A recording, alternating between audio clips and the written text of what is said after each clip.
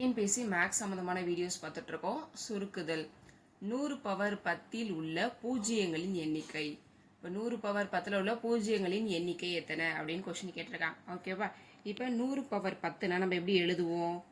100 into 100 into அப்படின்னு சொல்லி 10 times எழுதுவோம். ஓகேவா? இதுமாரி 10 டைம்ஸ் போடுறதா 100 பவர் 10 உள்ள பூஜ்ஜியங்களின் எண்ணிக்கை அப்படின்னு கண்டுபிடிப்போம்.